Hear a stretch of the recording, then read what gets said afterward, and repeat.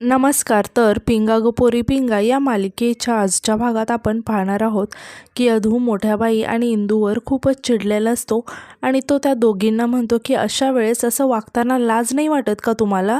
यावर मोठ्या बाई म्हणतात की लाज तिला वाटली पाहिजे ना. हे ऐकून अधू आता रागाने म्हणतो की हद्द झाली आहे आता.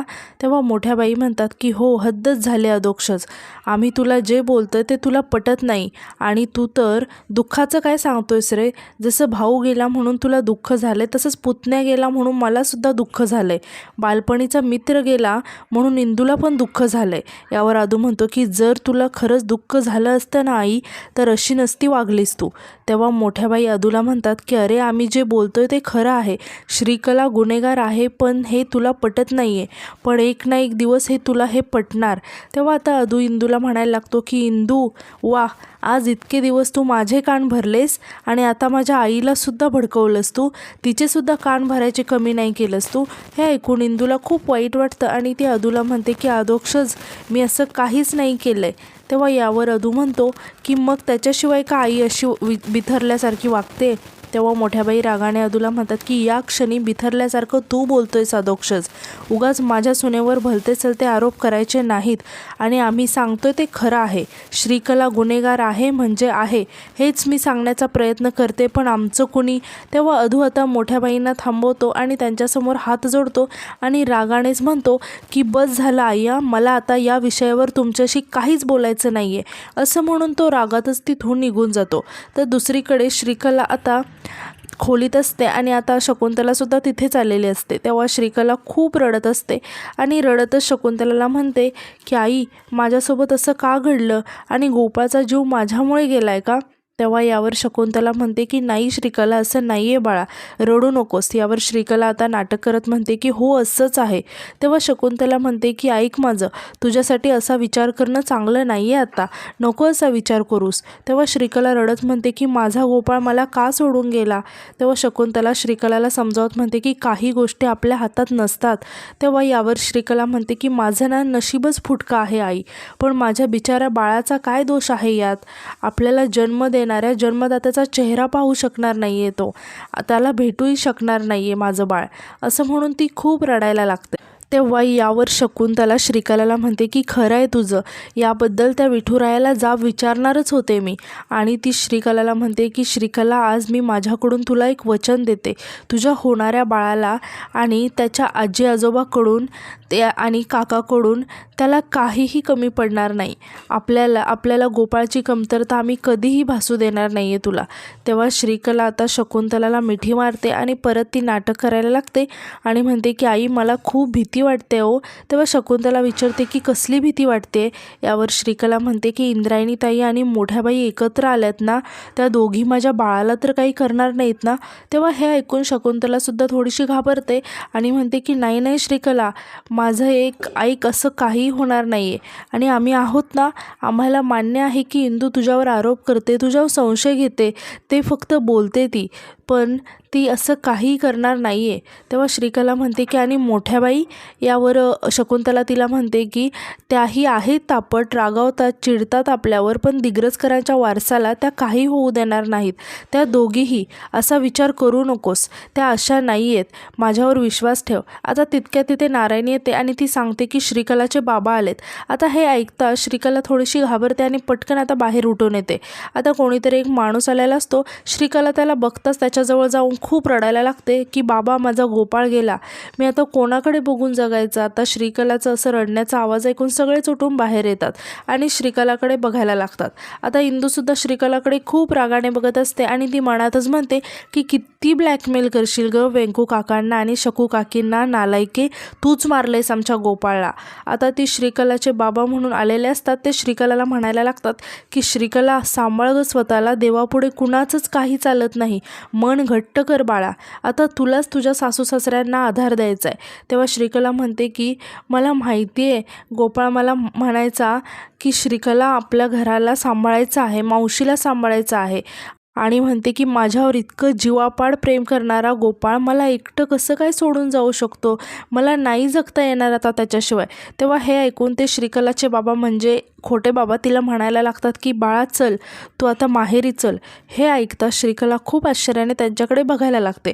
तर बाकीचे सुद्धा आश्चर्याने त्यांच्याकडे बघायला लागतात.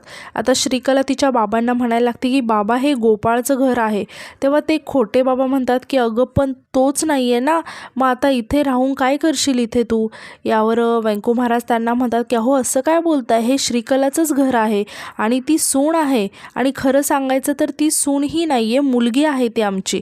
तेव्हा शकुंतला म्हणते की आणि आता तर तिच्या पोटात गोपाळचा अंशही वाढतोय, आता इथेच राहणार ती तिच्या हक्काच्या घरात.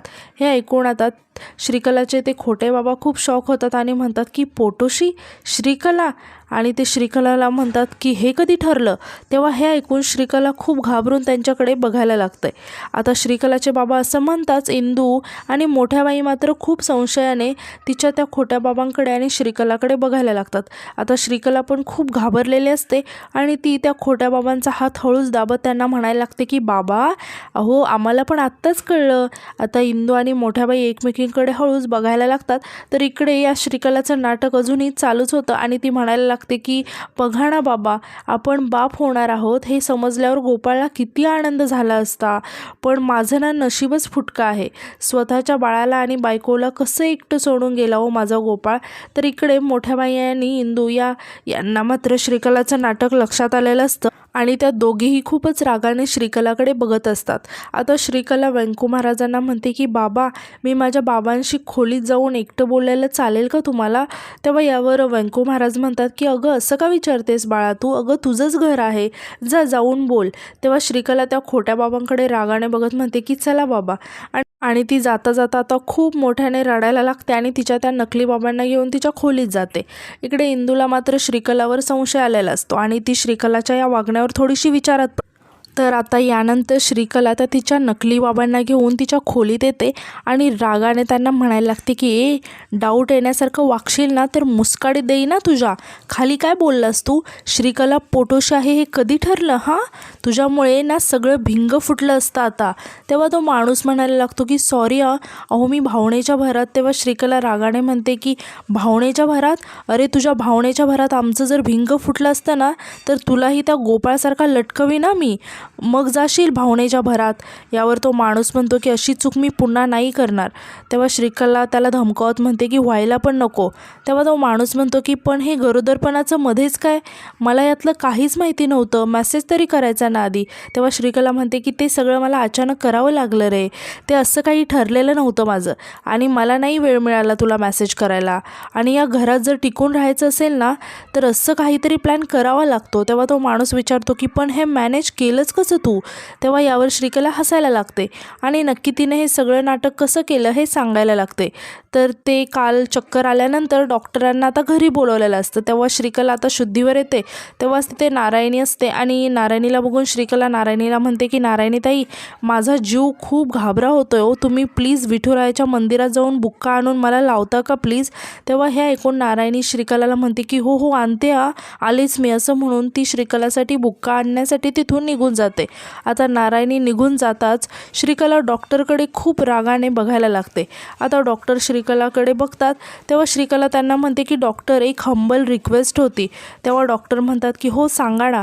यावर श्रीकला म्हणते की मला ना खूप थंडी भरून येते हो, प्लीज त्या कपाटातून मला आईची शॉल काढून द्याल का. तेव्हा डॉक्टर आश्चर्याने म्हणतात की मी. तेव्हा श्रीकला म्हणते की सॉरी मी तुम्हाला काम सांगते पण मला ना उठवतच नाही आहे हो, प्लीज द्याल का मला. तेव्हा डॉक्टर आता कपाटातून शॉल काढण्यासाठी जातात. तेव्हा इकडे श्रीकला पटकन तिच्या साडीच्या पदराला गाठ मारून त्यामध्ये जो अर्क लपवलेला असतो तिथे अर्काची बॉटल काढते आणि तिथे असणाऱ्या पाण्यात तो अर्क मिक्स करते. आता त्या डॉक्टर श्रीकलाला शॉल आणून देतात आणि श्रीकलाला म्हणतात की काळजी घ्या आणि तुम्हाला काही झालेलं नाही आहे, थोड्याशा स्ट्रेसमुळे चक्कर आलेली, बस तुम्ही विश्रांती घ्या, येते मी. असं म्हणून डॉक्टर तिथून जायला लागतात. तेव्हा श्रीकला त्यांना थांबवते आणि म्हणते की डॉक्टर अजून एक हंबल रिक्वेस्ट होती. तेव्हा डॉक्टर श्रीकलाला म्हणतात की तुम्हाला अजून काही हवं आहे का. तेव्हा श्रीकला म्हणते की नाही नाही मला काहीसुद्धा नको आहे, पण तुम्ही आलात आणि मी तुम्हाला पाणी पण विचारलं नाही. असं म्हणून ती ते अर्क मिक्स केलेलं जे पाणी आहे ते डॉक्टरला द्यायला लागते. यावर डॉक्टर म्हणतात की नाही नको. यावर श्रीकला त्यांना म्हणते की नको का म्हणताय डॉक्टर, तुम्ही दिग्रजकरांच्या घरी आलात, मग पाणी प्यायल्याशिवाय कसं जाणार. आणि असं म्हणतात ना की पाण्याला नाही म्हणू नये, आणि गोपाळ तुमचा मित्र होता ना डॉक्टर. आता डॉक्टरही थोड्याशा इमोशनल होतात आणि लगेचच ते पाणी घेतात आणि पितात. आता पाणी पिताच त्यांचीही अवस्था गोपाळसारखीच होते आणि त्याही त्यांचं भान हरपून जातात आणि श्रीकलाकडे बघायला लागतात. आता हे बघून श्रीकला डॉक्टरकडे बघून हसायला लागते आणि डॉक्टरांना म्हणते की अजून एक हंबल रिक्वेस्ट, आणि म्हणते की नाही करणार, आता डायरेक्ट ऑर्डर देणार. आता ना तू माझं एक खूप महत्त्वाचं काम करायचं आहे, बाहेर जायचं आणि सगळ्यांना असं सांगायचं की श्रीकला ही प्रेग्नेंट आहे. तेव्हा ते डॉक्टर मान डोलावून श्रीकलाला हो म्हणतात. तेव्हा हे बघून श्रीकला हसायला लागते आणि म्हणते की जा आणि बाहेर गेलीस ना की अगदी नॉर्मल माणसांसारखं बोलायचं, बाहेर कुणालाही डाऊट येता कामा नये. आणि विचारते की कसं बोलायचं. तेव्हा ते डॉक्टर म्हणतात की नॉर्मल माणसांसारखं. तेव्हा श्रीकला मोठ्याने हसायला लागते आणि म्हणते की बरोबर, जा आणि सांग मग सगळ्यांना आनंदाची बातमी की गोपाळ बाबा होणार आहे आणि श्रीकला आई होणार आहे. आता हे सगळं श्रीकलाने तिच्या खोट्या बाबांना सांगितलेलं असतं. आता हे सगळं ऐकून तो माणूस खूप शॉक झालेला असतो आणि अवाक होऊन श्रीकलाकडे बघत असतो. तेव्हा श्रीकला त्याला म्हणते की अरे धोंड्या, तोंड बंद कर, माशी जाईल नाही तर. आता तो माणूस श्रीकलाला आश्चर्याने म्हणतो की अगं श्रीकला हे काय होतं. तेव्हा श्रीकला म्हणते की श्रीकलाच्या कला, आणि विचारते की मग कशा वाटल्या या श्रीकलाच्या कला, एकदम भारी ना. तेव्हा तो माणूस म्हणतो की अगं भारी म्हणजे काय, अफलातून, बेटी बापसे सवाई, हे तसं आहे. हे सगळं जमतं कसं गं तुला, कुठून सुचतं. तेव्हा श्रीकला तिच्या डोक्याला हात लावत म्हणते की इथून विचार केला ना आणि त्याचा वापर केला ना की हे असं सगळं करणं ना खूप सोपं जातं. याला ना धोंड्या रिअल टॅलेंट म्हणतात. तेव्हा तो माणूस श्रीकलाला खुश होऊन म्हणतो की श्रीकला तू महान आहेस. तेव्हा श्रीकला त्याला थांबवत म्हणते की अरे मला हे सगळं करावं लागलं कारण ती नालायक मसान थोत्रे आहे ना आनंदी, आता तिचे खरे रंग दाखवायला लागले. मला आधी ना ती माझ्याशी फार गुलुगुलू बोलायची अरे, आणि त्या इंद्रायणीला तर माझ्यासमोर झापायची सुद्धा. पण आता आनंदी आणि त्या इंद्रायणी दोघेही एकत्र आल्यात आणि त्या माझ्याशी या श्रीकलाशी पंगा घेत आहेत. ना त्या दोघी सासूसुनांना ना अजिबात सोडणार नाही. तर यानंतर इकडे आता मोठ्या बाईंना इंदूला थोडंसं बाजूला घेतलेलं असतं. तेव्हा इंदू त्यांना म्हणते की मोठ्या बाई असं आपापल्यात बोलून नाही चालणार, सर्वांसमोर बोललं पाहिजे. तेव्हा मोठ्या बाई म्हणतात की बोललं पाहिजे म्हणजे काय, बोललंच पाहिजे. यावर इंदू त्यांना विचारते की तुम्ही बोलाल ना. तेव्हा मोठ्याबाई इंदूला म्हणतात की नाही, बोलावं तर तुलाच लागेल. यावर इंदू खूप टेन्शनमध्ये येते आणि म्हणते की अहो पण तुम्ही मोठ्या आहात ना. तेव्हा मोठ्याबाई म्हणतात की मी नाही सोडणार, तुला काळजी नको करू, जा बोल. तेव्हा इंदू आता घाबरत व्यंकू महाराजांजवळ येते आणि व्यंकू महाराजांना म्हणते की महाराज मला तुमच्याशी थोडंसं बोलायचं होतं, बोलू का. तेव्हा व्यंकू महाराज इंदूला म्हणतात की आता आणखी काय बोलायचं बाकी आहे. यावर इंदू व्यंकू महाराजांना म्हणते की महाराज प्लीज चिडू नका ना, माझं एकदा ऐकून घ्या ना. तुम्ही लहानपणापासून मला मुलीसारखंच मानलं आहे, पण महाराज आता या घरात जे काही सुरू आहे ना. असं म्हणत असतानाच व्यंकू महाराज इंदूला आता मध्येच थांबवतात आणि म्हणतात की 1 मिनिट, श्रीकलाविषयी तुला जर काही बोलायचं आहे ना ते एकदा नाही तर 100 वेळा विचार करून बोल हा, आणि तिच्याविषयी वेडं वाकडं एकही शब्द मी ऐकून घेणार नाही. श्रीकलाविषयी जर तू काही उणंधुणं बोललीस तर आज आता या क्षणाला तुझ्या माझ्यामध्ये असलेलं इतक्या वर्षाचं नातं मी लगेच संपवून टाकीन. हे ऐकून इंदूला खूप वाईट वाटतं आणि ती व्यंकू महाराजांना म्हणायला लागते की महाराज तुम्ही. तेव्हा व्यंकू महाराज आता इंदूला म्हणतात की मी जे काही बोलतोय ना ते एकदम विचार करूनच बोलतोय आणि आता तूही माझ्याशी विचार करूनच बोल. तेव्हा हे ऐकून इंदूला खूपच वाईट वाटलेलं असतं आणि ती खाली मान घालून उभी असते. आणि आजचा भाग इथेच संपतो. तर उद्याच्या एपिसोडमध्ये आपण असं पाहणार आहोत की व्यंकू महाराज सर्वांना सांगतात की मी जे काही बोलतोय ना ते लक्षपूर्वक ऐका. यानंतर जर श्रीकलाविषयी कोणी काही उणंधुणं बोललं किंवा यानंतर एकदाही तिच्याशी कोणी काही वेडंवाकडं वागाल ना तर मात्र आपल्या या कुटुंबाचे 2 तुकडे होतील. तेव्हा आता व्यंकू महाराजांचं हे ऐकून आणि हा निर्णय ऐकून सगळेजण खूप शॉक झालेले असतात. आणि आजचा एपिसोड इथे संपतो. तर आजचा एपिसोड तुम्हाला कसा वाटला हे कमेंटमध्ये नक्की सांगा. आणि उद्याच्या नवीन एपिसोडसाठी आपल्या चॅनलला सबस्क्राईब करायला विसरू नका. धन्यवाद.